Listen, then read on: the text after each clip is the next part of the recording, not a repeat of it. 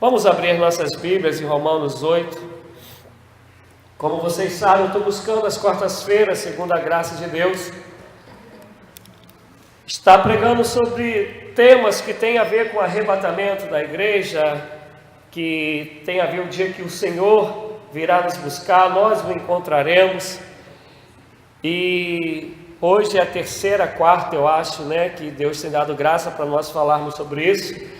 Aproveitando o ensejo, pastor Wagner manda um abraço para todos, o Vagão. Estive lá no domingo pregando e graças a Deus foi bênção, quero crer pelo menos que tenha sido. Pelo menos para a gente foi que no final a gente comeu um montão de sopa de aipim, sopa de peixe, caldo de peixe, Então assim, foi bênção. Voltei de lá 2 quilos mais gordo, mas foi bênção. E a igreja boa, participativa. E ele mandou um abração aí para o povo. Nós vamos ler todo o capítulo 8, todo. Mas ainda assim eu acho que hoje eu não vou chegar a pregar 1 hora, eu acho que eu vou pregar menos hoje. Lá no pastor Wagner, quando eu estive lá, ele me deu 40 minutos. Eu falei, ih filhão, não dá não. Eu ainda isso na casa dele, a gente tomando café, eu falei, não dá não. Aí não, mas se passar um pouco não tem problema não. Não passou muito não, acho que deu 1h06. Mas o povo ficou até o final, para a glória de Deus. Ainda tem uns loucos que gostaram. Mas hoje eu acho que vai ser mais curto. Vamos ler? Portanto, agora nenhuma condenação há para os que estão em Cristo Jesus, que não andam segundo a carne, mas segundo o Espírito. Porque a lei do Espírito de vida em Cristo Jesus livrou-me da lei do pecado e da morte. Pois o que era impossível à lei, visto que estava enferma pela carne, Deus, enviando o seu Filho em semelhança da carne do pecado, pelo pecado condenou o pecado na carne, para que a justiça da lei se cumprisse em nós, que não andamos segundo a carne, mas segundo o Espírito. Os que são segundo a carne inclinam-se para as coisas da carne, mas os que são segundo o Espírito, para as coisas do Espírito. A inclinação da carne é morte, mas a inclinação do Espírito é vida e paz. A inclinação da carne é inimizade contra Deus, pois não é sujeita à lei de Deus, nem em verdade pode ser. Portanto, os que estão na carne não podem agradar a Deus, simples assim. Vós, porém, não estáis na carne, mas no Espírito, se é que o Espírito de Deus habita em vós. Mas se alguém não tem o Espírito de Cristo, esse tal não é dele. Mas se Cristo está em vós, o corpo, na verdade, está morto por causa do pecado, mas o Espírito vive por causa da justiça. Se o Espírito daquele que dentre os mortos ressuscitou a Jesus habita em vós, aquele que dentre os mortos ressuscitou a Cristo Jesus, vivificará também os vossos corpos mortais, pelo seu Espírito que em vós habita. De maneira que, irmãos, somos devedores, não à carne, para viver segundo a carne. Pois se viverdes segundo a carne, morrereis. Mas se pelo Espírito mortificardes as obras do corpo, vivereis. Porque todos os que são guiados pelo Espírito de Deus são filhos de Deus.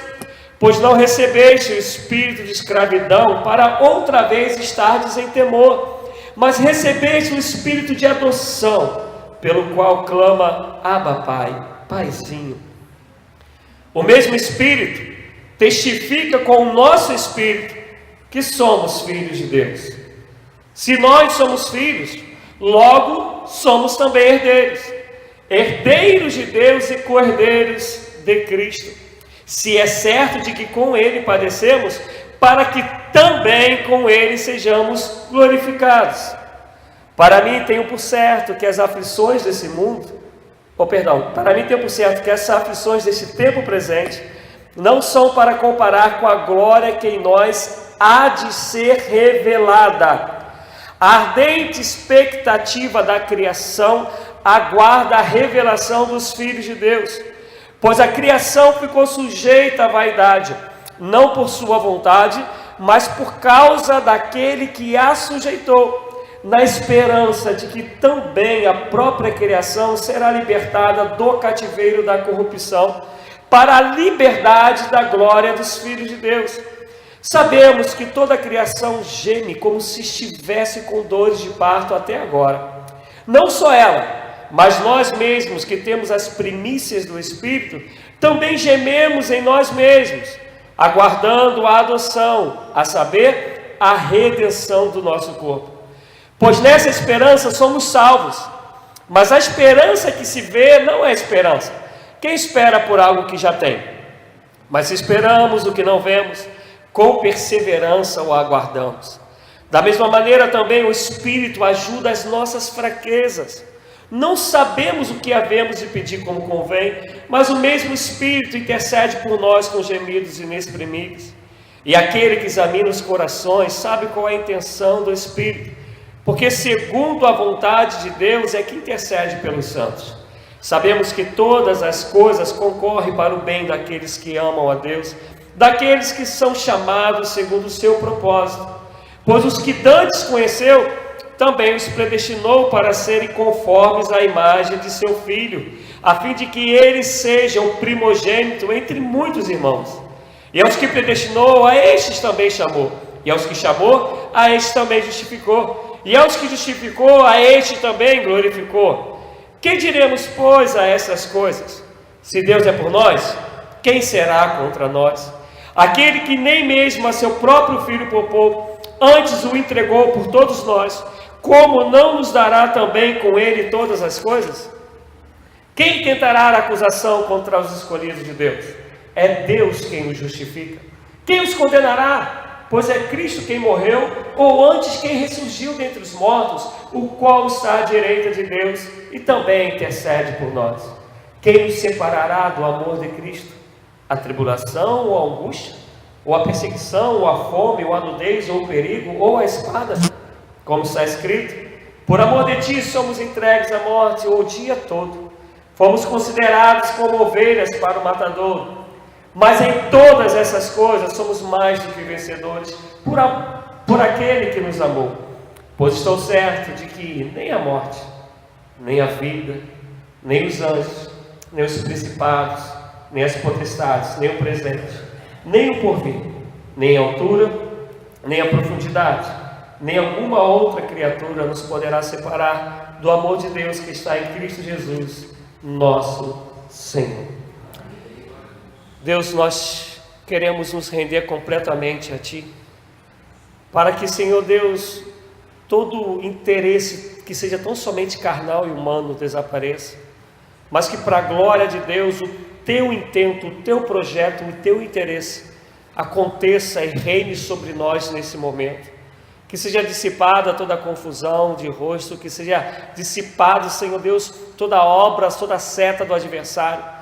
Mas que em nome de Jesus a nossa mente, o nosso espírito, o nosso coração seja terra fértil para receber a Tua boa, agradável e perfeita vontade, através da Tua palavra que opera maravilhas em nós. Eu oro, Senhor Deus, que eu venha diminuir, que o Senhor venha crescer. Quero esconder-me atrás da cruz, para que tão somente a mensagem da cruz prevaleça hoje e sempre. Eu peço perdão pelas minhas falhas e oro a Ti para que assim seja. Em nome de Jesus Cristo. Amém. Amados e amadas, esse capítulo todo que nós lemos, Paulo ele começa dando uma explicação de como era quando o povo andava na lei e vivia inclinado como escravos, sendo dominado pelo pecado. E aí ele pega e diz que o nosso Senhor Jesus se fez pecado por nós, quando ele vai dizer que pelo pecado o nosso Senhor condenou o pecado. Por quê? Pelo pecado que ele se fez pecado. Ele não pecou, ele se fez pecado. Vai falar que toda acusação que era contra nós, todas as injúrias dos que nos injuriavam, caíram sobre ele. E foi cravado na cruz do madeiro.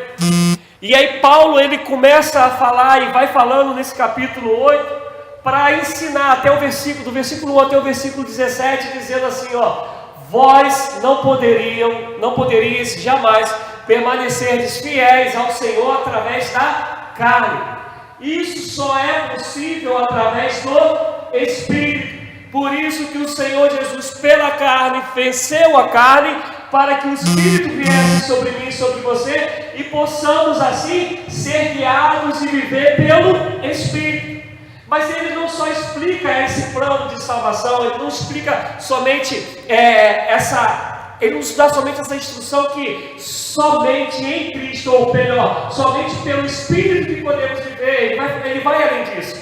Ele vai dizer assim, ó: se vocês andarem pela carne, vocês morrerão, porque a amizade com a carne é inimizade contra Deus. A inclinação a favor da carne, ela é contraditória a quem anda pelo Espírito. E ele também, por sua vez, ele faz o contrário. Se vós andardes no Espírito, se compreender o que Jesus Cristo, ele venceu o pecado na cruz do madeiro, se você entendeu que toda acusação que era contra você, ele levou na cruz, você compreendeu isso, entregou-se a ele te deu o Espírito para que você não mais ande pela carne, não mais viva pela carne, mas para que a partir de agora você viva pelo Espírito. O que Paulo, de maneira resumida, ele está dizendo? Ele está dizendo, ó: se você confessa que é de Cristo, mas continua numa vida de pecado, continua andando pelos seus próprios caminhos, continua querendo caminhar sozinho nessa vida, sem se importar com a justiça de Deus,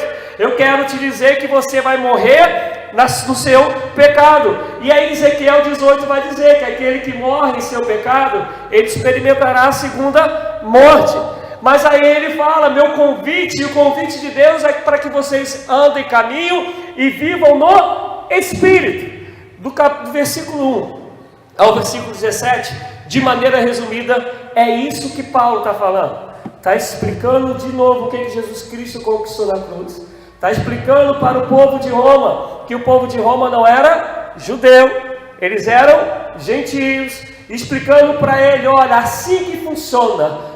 Quem não se entrega a Cristo e não se rende a Cristo, morrerá. E nessa morte vai experimentar a segunda morte. Mas aquele que deixa os seus pecados e anda na dependência do Espírito de Deus, guiados pelo Espírito de Deus, numa linguagem mais nossa, numa vida de santidade, esse encontrará a Cristo. E explicando isso, tendo explicado isso, ele começa no versículo 18, que é a partir daí que eu quero realmente pregar. Vocês entendem que ele fala, olha, a do 1 ao 17, eu estou contando para vocês que pela carne ninguém conheceria a Cristo, ninguém teria salvação, e somente pelo Espírito isso é possível, porque pela carne você vive no pecado, mas o Senhor Jesus Cristo se fez pecado por nós, para vencer o pecado e dar a nós a vida eterna, perdoando nossos pecados, e enviou o Espírito para que vocês caminhem pelo Espírito, e não tem como agradar aos dois deuses, não tem como você falar que é de um e viver segundo o outro e vice-versa, porque se você vive pela carne, perecerá.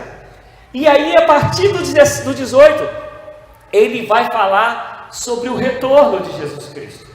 O interessante é que muitas das vezes nós lemos Romanos 8, e não entendemos que aqui ele está falando sobre o retorno de Jesus. Para não demorar tanto, por isso eu quis ler tudo, mas vocês vão acompanhando aí se quiserem com a vista, que eu não vou estar usando muito outros versículos, eu vou falar somente de Romanos 8. Você vai ver que ele está falando o seguinte, que a própria criação, ela aguarda com gemidos o dia da redenção. A Bíblia, ela nos ensina em Gênesis que o homem, ele tinha uma vida de harmonia com Deus e com toda a criação. Vocês lembram disso? Vocês lembram que o trabalho braçal do homem, ele só acontece após o pecado, que o Senhor Deus falou, através do suor do seu rosto é que você agora vai comer. Mas antes do pecado havia toda uma harmonia. Com o pecado, nós começamos a viver todos os tipos de crises da própria natureza. Eu vou dar um exemplo do que eu estou falando. Terremoto, ele sempre existiu, mas nunca na história nós ouvimos falar de tantos terremotos como existe no dia de hoje. Quem aqui, com mais de 40, ouviu falar de tornado no Brasil? Há duas semanas atrás, nós tivemos um tornado de quase 200 quilômetros aqui no Brasil, lá no sul. A gente sempre ouviu falar que o mar ele fica bravio, mas quem aí tem mais de 40 principalmente, quem tinha antes de 10 anos atrás, 15 anos atrás, ouvido falar de tsunami?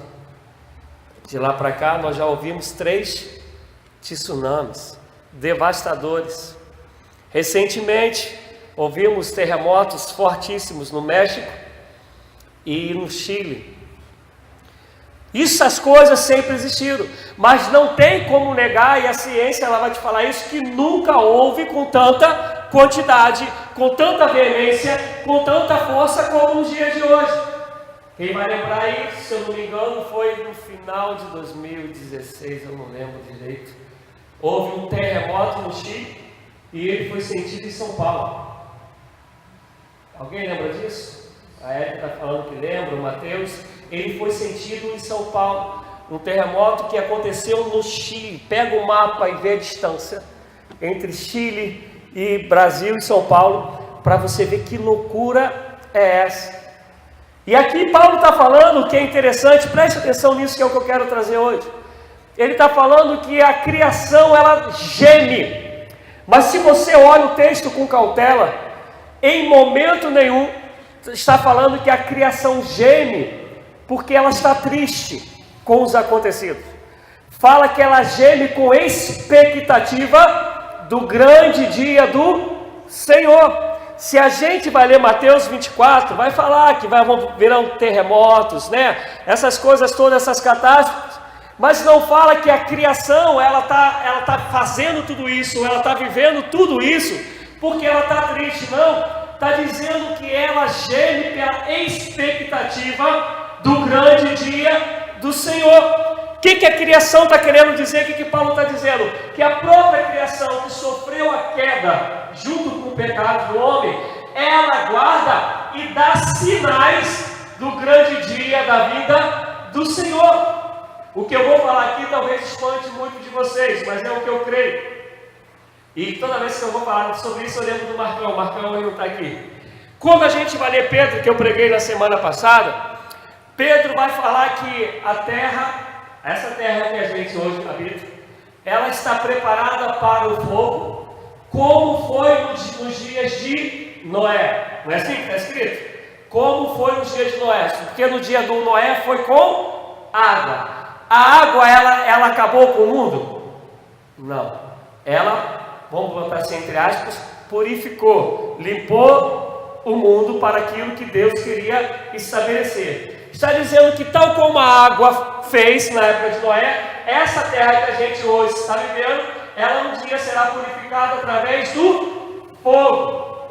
O que eu estou querendo dizer com isso? Eu estou querendo dizer que eu entendo que essa purificação ela tem a ver com esse gemido da natureza, de dizer, vai chegar um dia que a purificação, que a santificação, que a limpeza do Senhor, que a justiça do Senhor, ela acontecerá. E esse gemer da natureza dizendo, vem Senhor, vem Deus, não é algo que assusta. Se a gente continua lendo, ela vai dizer ainda que nós não sabemos orar como convém, mas o que o Espírito Santo faz? Também geme. Preste atenção nisso. É o Espírito que habita em você, que é o que a gente leu. O Espírito que habita em você, se é que o Espírito habita, é o que Paulo está dizendo, ele vai gemer para poder interceder por nós, porque nós não sabemos orar como convém. Qual é esse gemido? Por isso que eu quis ler todo o capítulo. Qual é esse gemido dentro de todo o contexto? É dizendo que o Espírito está gritando a Deus pelo dia da vinda do Senhor, nos capacitando para aquele grande dia. É o Espírito intercedendo com a gente, como que dissesse assim, na época antiga que havia muitos hinos assim, hoje não tem, mas quando a gente vai ler o Salmo, ele vai falar que a alma dele anela pela vinda do Senhor, pelo dia do Senhor. É o Espírito nos intercedendo por nós para dizer: vem, Senhor, eu vou estar preparado. Presta atenção nisso. É Deus em nós, pelo Espírito, orando a Deus Pai, com gemidos inexprimíveis, com gemidos, para que chegue aquele grande dia. É Deus nos ajudando a preparar a nossa alma, o nosso espírito, para que o dia que o Senhor vier, seja o dia do grande encontro. Mas o que é interessante, que esses gemidos nunca traz um sinônimo de tristeza. Se você, hoje vou tentar dar um exemplo aí, bobo. Hoje teve jogo da seleção, né? Dependendo do torcedor ou da torcedora, ele ou ela ficam, né, meio que gemendo naquela angústia, expectativa, para que aconteça algo de bom, na expectativa para que saia o gol. Quando o gol sai, dependendo da pessoa, é uma gritaria só, né? Minha filha é engraçada, ela grita pra gente, mas ela também vai lá no grupinho que ela tem de amigo e grita lá para falar que foi gol do Brasil. O que a Bíblia está dizendo é que tanto a criação como o Espírito, eles gemem, eles ficam nessa, entre aspas, uma angústia gostosa, dizendo assim, vai chegar, vai acontecer, mas sabe que quando acontecer, eles vão gritar o gol da vitória. É o gol do encontro da igreja com o nosso Senhor Jesus. E o que eu estava pensando quando eu lia sobre isso, é que eu não vejo a gente tendo esse gemido. Eu não vejo a gente, igreja, gemendo, anelando. Vou tentar trazer para um português muito mais simples. Eu não vejo a gente falando assim: vem Jesus, vem Jesus, vem Jesus, vem Jesus, e nos preparando para isso.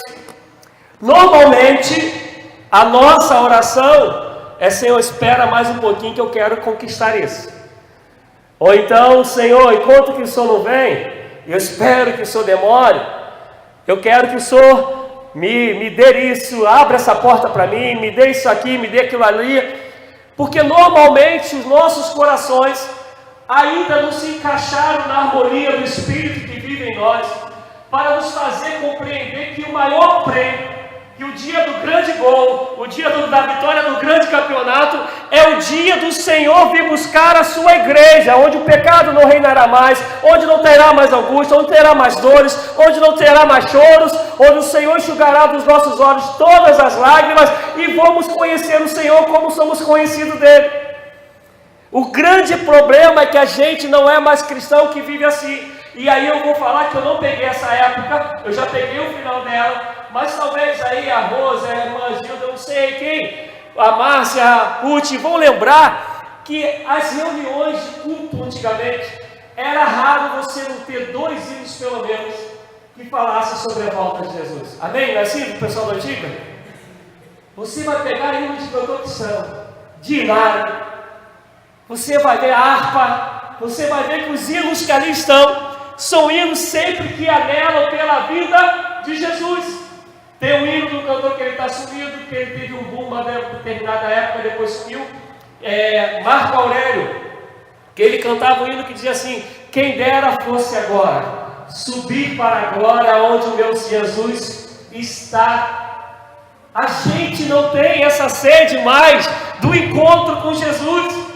A gente continua achando que Jesus é só um meio para eu ter paz, é um meio para eu ter algum tipo de conquista, mas não compreendemos que é um encontro com o Senhor dos Senhores, o Rei dos Reis, onde não vai ter mais nenhum tipo de sofrimento, onde a morte não tem mais nenhum domínio. É o dia desse grande encontro com o Senhor, e a gente perdeu isso. Por a gente ter perdido isso, que muitas das vezes ser cristão para a gente é peso. Eu fico olhando. Todos vocês sabem o quanto que eu gosto de futebol, mas eu sempre fui um torcedor meio light, né? Eu gosto mais de jogar do que de torcer. Mas assim a gente vê pessoas que, né, quem tem acompanhado aí, pessoas que choram, né? Pessoas que o sonho dela era um dia estar numa Copa, pessoas que guardaram dinheiro durante tantos anos para poder estar numa Copa, Filhos que eu lembro de uma reportagem antes da Copa propriamente dita acontecer, filhos que um é contador, outro é economista, que juntaram dinheiro para poder levar o pai já com uma determinada idade avançada para a Copa. O pessoal faz um monte de coisas, um montão de planejamento, ficam nessa expectativa para poder estar na Copa, para poder gritar gol. E eu fico vendo como nos falta essa expectativa para o grande dia do Senhor Jesus. Como falta na gente saber que a gente está aqui no culto. E o pastor Wagner falava isso no domingo passado, eu prestei bastante atenção. Ele falava assim, imagina, você está cultuando aqui agora, e essa é a última oportunidade que você tem de cultuar aqui, e o arrebatamento chega e você vai cultuar na glória ou não. Vai depender se você anda no Espírito ou se você anda na carne. Mas a gente perdeu essa noção de que quando o povo de Deus se reúne, é para adorar o Rei dos Reis, o Senhor dos Senhores, e que vai dizer uma música da Fernanda Brum, que aqui é só um ensaio daquilo que vai acontecer naquele grande dia, e a gente não consegue mais ter um culto que seja assim.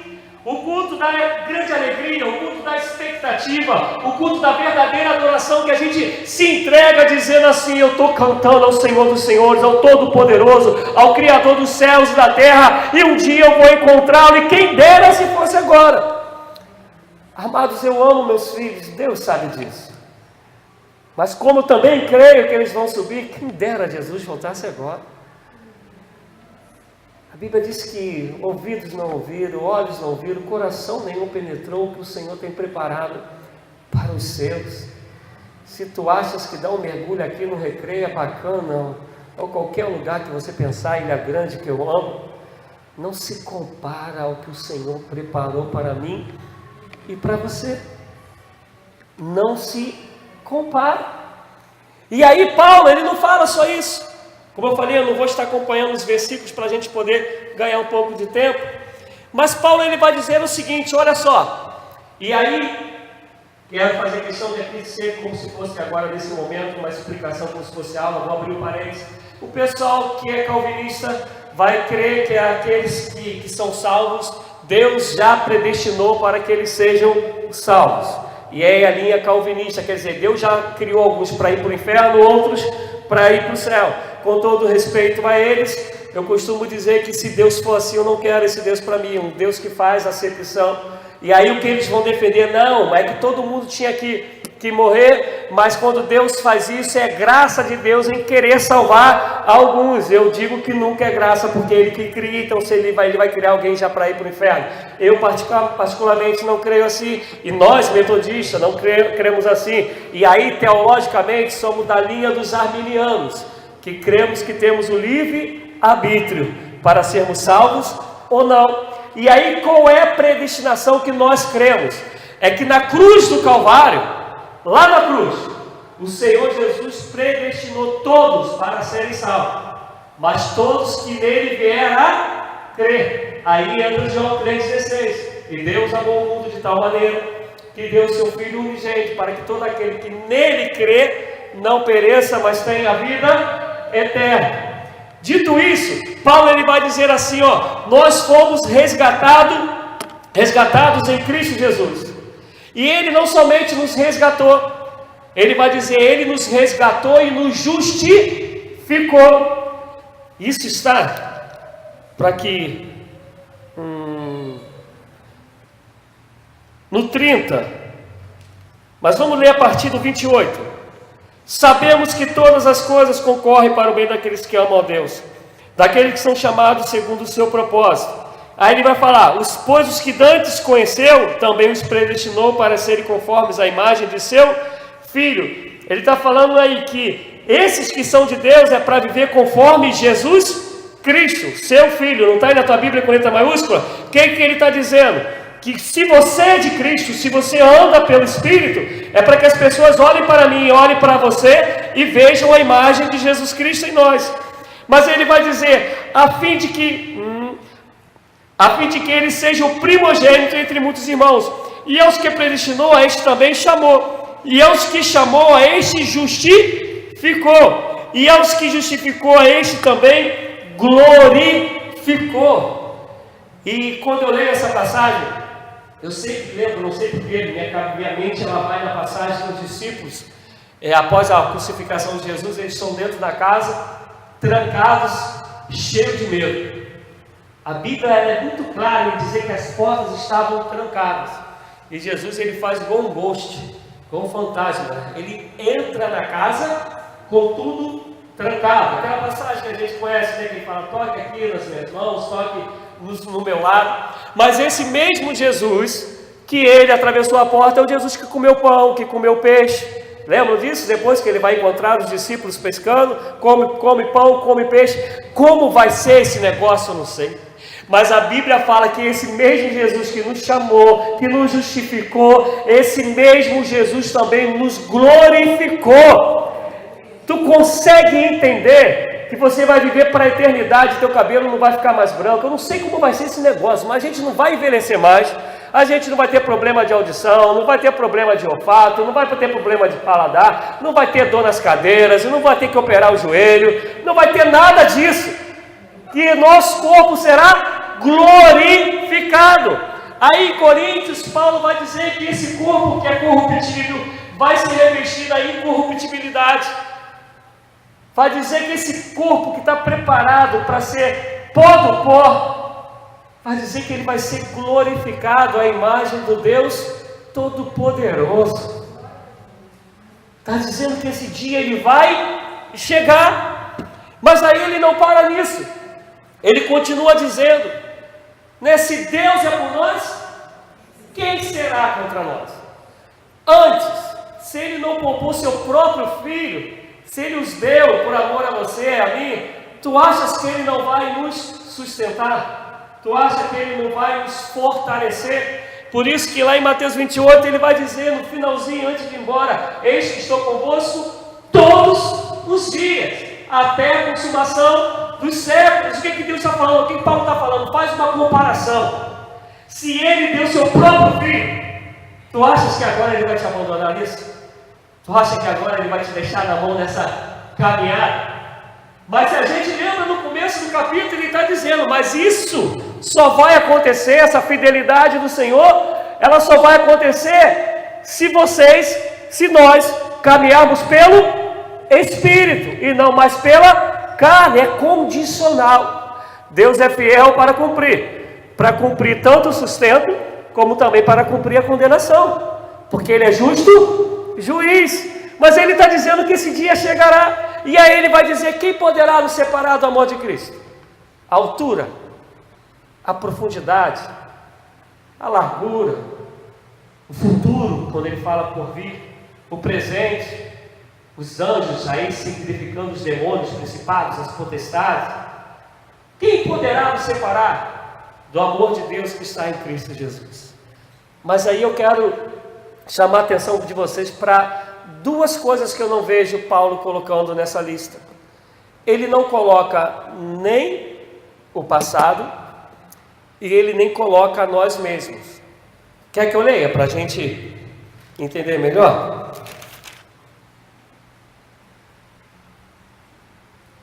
Vamos ler a partir do 37. Não, quero ler a partir do 36. Como está escrito, por amor de ti somos entregues à morte todos os dias. Fomos considerados como ovelhas para o matadouro. O que Paulo está dizendo aí? Se você anda no Espírito, você vai na contramão desse mundo, você não vai ceder à carne, você muitas das vezes vai ser perseguido, acusado, você vai cada dia negar a si mesmo, vai tomar a sua cruz, vai segui-lo, porque ele está falando, somos levados como ovelha para o matadouro. Mas em todas essas coisas somos mais do que vencedores, por aquele que nos amou, porque estou certo que nem a morte, nem a vida, nem anjos, nem principados, nem potestades, nem presente, nem o porvir, nem altura, nem profundidade, nem alguma outra criatura nos poderá separar do amor de Deus que está em Cristo Jesus, nosso Senhor. Você repara que na lista dele ele bota presente e futuro, e aí está, em algumas Bíblias a tradução está por vir, futuro. E ele coloca anjos, demônios, ele chega a usar a expressão qualquer criatura. Nada disso pode separar a mim e a você do amor que está em Cristo Jesus. Mas Ele não coloca nem o passado e Ele nem coloca a nós mesmos. Ele coloca demônio, mas não coloca a nós mesmos. E eu fico me perguntando por que nessa lista que Ele faz questão de colocar um monte de detalhes, presente, porvir, altura, profundidade, largura, anjos, potestades. Ele coloca tudo, mas Ele não coloca nem eu como pessoa, Rogério, e nem o meu passado. E o que eu creio disso? Que eu creio que se você não compreendeu que do seu passado o Senhor Ele não se lembra mais, se você não compreendeu isso, você ainda não recebeu de fato o perdão do Senhor. Você não compreendeu o que Ele está dizendo no comecinho do capítulo, quando Ele disse que o Senhor Jesus se fez pecado por mim e por você, para que todo pecado, toda acusação que era contra nós ficasse nele. E Ele vai dizer que os seus pecados eu não me lembro mais. E aí lá em 1 João Ele vai dizer: filhinhos, vos escrevo para que não pequeis. Todavia, se vieres a pecar, saibas que tenho advogado junto ao Pai, Jesus, que intercede por vós. O que Ele está dizendo? Se você continua preso, permitindo que os teus erros do passado, acusações do passado venham sobre você hoje, é sinal que você ainda não compreendeu o que Jesus Cristo fez na cruz do Calvário por sua causa. Tu pode ter matado, tu pode ter mentido, tu pode ter dado uma volta em alguém, mas se você se arrependeu, ou se arrependeu hoje e confessar ao Senhor seus pecados, crendo que Ele é poderoso e fiel para perdoá-lo como Ele é, dos seus pecados Ele não se lembra mais. Eu entendo que dentro dessas duas que Ele não coloca, então falando de tempo, o único tempo que nos impede de viver um presente pleno e um futuro de fé, é o meu passado, se eu continuo preso a Ele, se eu continuo cedendo aos meus erros e não consigo compreender que o sangue de Jesus Cristo me purifica, me justifica e me santifica, que como nós lemos, Ele nos justificou. Louvado seja Deus. Mas se eu não deixo o meu passado na cruz, continuo carregando ele, a cruz ainda não tem valor para mim e eu não vou conseguir encontrá-lo naquele grande dia, porque o que ele está falando aqui: quem nos separará do amor de Deus que está em Cristo Jesus? E ele traz uma lista para dizer que nada disso pode te separar. No entanto, nessa lista não está o passado, porque para o Senhor, se existe arrependimento e perdão, se existe, e agora andamos pelo Espírito, dos nossos pecados Ele não se lembra mais. E uma outra coisa que Ele não coloca sou eu mesmo. Ele coloca anjos, principados, potestades, né? Aquilo que normalmente a gente crê como uma força poderosa. E meu desejo é que nós cheguemos à maturidade para compreender o que a gente tem aprendido lá de Efésios, que fala que na cruz e com derramado o Espírito sobre nós, veio sobre nós autoridade e poder, que é a mesma força que teve poder para ressuscitar Jesus Cristo dos mortos. Por isso que se a gente chega, Satanás que tem que sair. Se tem alguém que temer alguém, ele que tem que temer a gente, porque a Bíblia diz que maior é o que está em nós do que o que está no mundo. E aí, lá quando Jesus ora pela gente, que é chamado em Lucas, se eu não me engano, a oração que o Senhor faz por nós, a oração de Jesus, de intercessória, Ele diz: Pai, como o Senhor me enviou, eu vos envio a eles, com o mesmo poder, com a mesma autoridade, no nome dEle, pelo Espírito dEle que em nós habita. Mas então por que nós não estamos nessa lista? Porque o Senhor Jesus nos deu um negócio chamado livre-arbítrio. Isso Ele não tira. Escuta, por favor, que eu vou te dizer: demônio não tem poder para te tirar do amor que está em Cristo Jesus. Dificuldade não tem poder para impedir que tu encontres Jesus naquele grande dia. Todo e qualquer tipo de acusação não tem poder para te impedir de encontrar Jesus naquele grande dia. Agora, a tua decisão no dia a dia, se tu queres andar pela carne, ou se queres viver pelo Espírito, isso faz a diferença. para você encontrá-lo ou não naquele grande dia.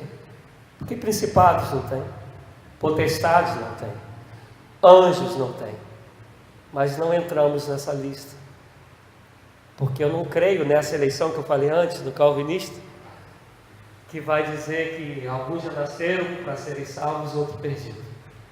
Eu creio que na cruz o Senhor Jesus morreu por todos, e todo aquele que confessar o nome do Senhor será salvo.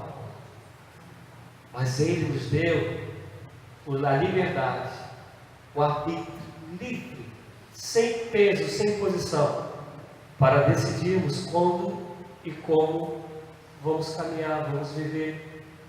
Quando a gente lê Ezequiel 18, na época da lei, a gente está falando do Velho Testamento, vai dizer assim: ó, meu pai pode ter cometido um monte de pecado, um monte de erro, mas se eu nasço e começo a viver numa vida de justiça, os pecados do meu pai não recairão sobre mim. Mas se eu morrer na justiça do Senhor, eu serei salvo. Mas o mesmo capítulo lá em Ezequiel 18 vai dizer: mas se você vive na justiça e no meio do caminho você muda a sua trajetória e começa a viver um caminho contra o Senhor, um caminho de pecado, caminho de morte, no pecado que você morrer, essa morte ela te visitará. Depois, se você quiser, leia lá Ezequiel 18. Está dizendo o seguinte: na vida você escolhe, isso lá no Antigo Testamento, já falando sobre essa possibilidade que Deus nos deu de falarmos: Senhor, eu quero andar pela carne ou eu quero andar pelo Espírito?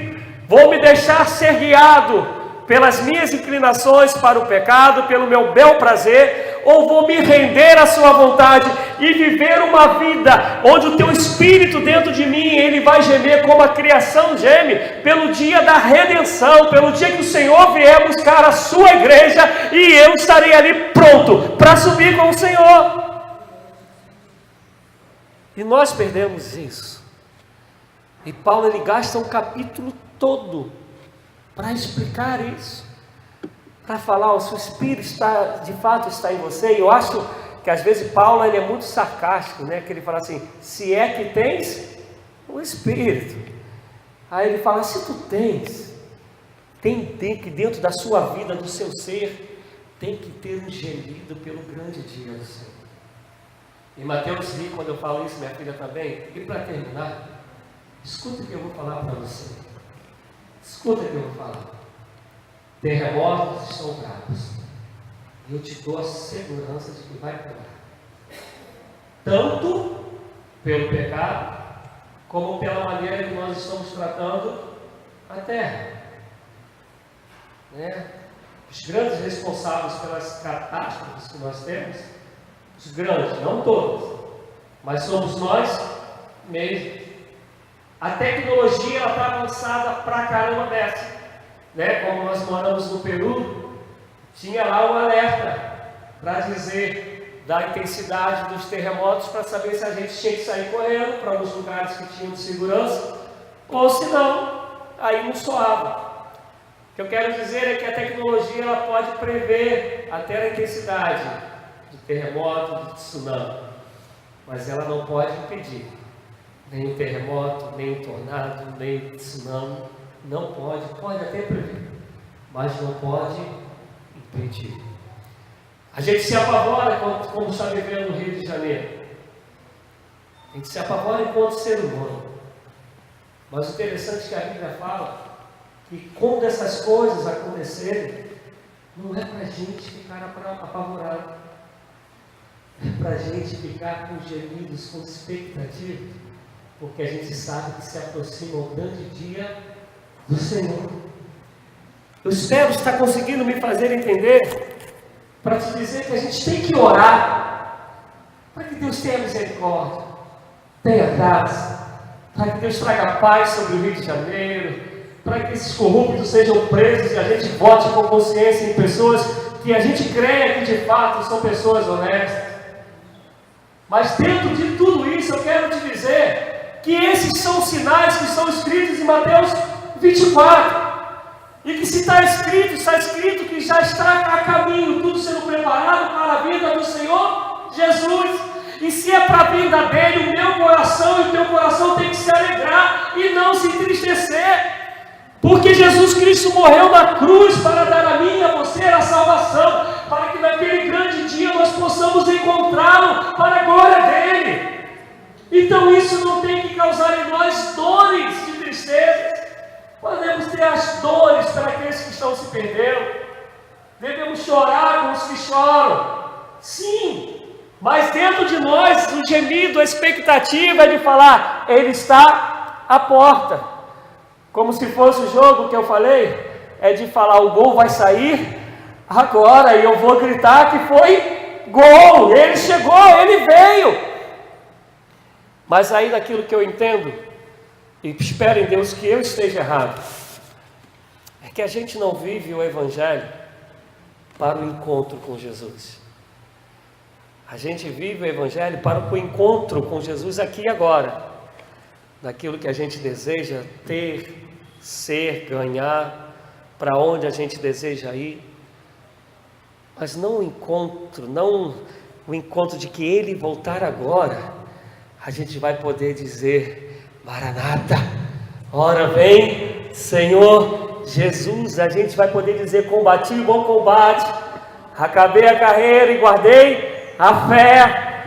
A gente vai poder ouvir o Senhor dizendo: venha, ó bendito do meu Pai, possuir por herança aquilo que eu tenho preparado para vocês desde antes da fundação do mundo. É essa expectativa, é esse gemido que tem que haver dentro de nós todos os dias. E quanto a gente geme, enquanto a gente fica na expectativa, a gente caminha pregando, a gente caminha tendo o nosso trabalho, conquistando aquilo que Deus nos deu oportunidade para poder conquistar. Mas o grande gemido tem que ser o dia da volta do Senhor Jesus, porque nem eu nem você sabemos nem o dia nem a hora. Se Deus me der graça, na quarta-feira que vem eu pretendo terminar essa linha de mensagem. Quer dizer, minto, quarta-feira não dá mais, já estamos na festividade, mas quando for a outra oportunidade, eu quero pregar na passagem que fala que estarão 2 no campo e 1 ficará. E se Deus me der graça, eu quero terminar nisso aí. Mas eu quero te dizer hoje, amados, eu quero te dizer hoje: viva o dia daquele grande dia, do dia do encontro com o Senhor. Quantas mães nós temos aqui? Faz assim, mãe, porque é uma experiência diferente para pai e para mãe. Você está falando: mãe, como é que foi no dia do nascimento da criança? Você lá gritando, dependendo se foi normal, gritando, mas falando assim: tá vindo, ele ou ela vem. E quando veio, né, vem aquele sorriso de coringa, né, de orelha a orelha. Você esquece da dor que passou rapidamente, não é assim, mãe que teve parto normal? Esquece, o que foi dor? Quero me abraçar, meu filho ou minha filha. É muito mais do que isso, a expectativa que a gente tem que ter para aquele grande dia, que Paulo nesse fala: por isso que somos levados como ovelhas ao matadouro todos os dias. Igreja, em nome de Jesus, tem um hino que diz: desperta, porque o Senhor já vem. Almeje o dia da noiva, encontrar o noivo. Viva isso. Eu sou meio maluquinho, eu quase todos os dias eu falo: Senhor, só podia vir agora. Eu posso estar onde for, posso estar numa situação ruim ou numa coisa que eu amo, né? Uma praia. Caramba, foi para isso que Ele morreu na cruz. Foi isso que o Espírito me convenceu. E é por isso que eu luto todos os dias, tentando mortificar a minha carne, mas também tentando pregar para vocês e para onde Deus me levar, para dizer que Jesus Cristo te ama, morreu na cruz para te justificar, para te purificar e para te dar a vida eterna. Amém? Mesmo assentado, eu quero orar com você.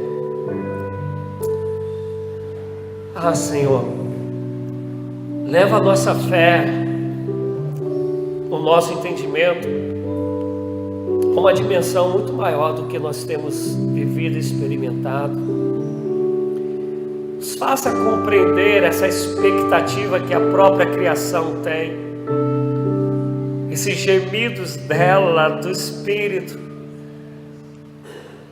para estar preparado para aquele grande dia. Eu creio, Deus, porque diz a tua palavra que só é Deus para nos abençoar aqui e agora, para nos conceder que as vitórias que nós chamamos de vitória. Mas eu sei, Deus, agora, que a morte de Jesus Cristo foi para nos dar a vida eterna, que a ressurreição dele é para que ele fosse o primogênito entre os mortos, para que nós possamos ir encontrar com ele. Faça-nos compreender isso, Senhor. Faça-nos viver nessa expectativa, nessa entrega, nesse anseio. Em nome de Jesus Cristo, não permita que as coisas desse mundo presente nos ceguem. Não permita que o passado nos acuse. Não permita que nós mesmos venhamos ceder às inclinações da carne. Mas em nome de Jesus Cristo, nos faça passar por essa vida imaculados, com as vestes brancas, como a noiva que se prepara para o noivo, para podermos te encontrar naquele grande dia. E quem dera, Pai, e assim eu digo, quem dera fosse agora subir para a glória, onde o meu Senhor Jesus está. Ó Deus Santo, ajuda-nos a ter essa dimensão, a vivermos dessa maneira, porque a redenção foi feita na cruz, mas chegará o dia onde ela será completa sobre todo aquele que permanecer fiel. O meu desejo, a minha oração é que nós permaneçamos fiéis, porque eu sei que o Senhor nos ama e o Senhor não mudará. Louvado seja o teu nome. Eu te agradeço, Deus, no nome santo e poderoso de Jesus. Amém. Quero te pedir para ficar em pé com o seu dízimo, sua oferta. Prepare aí.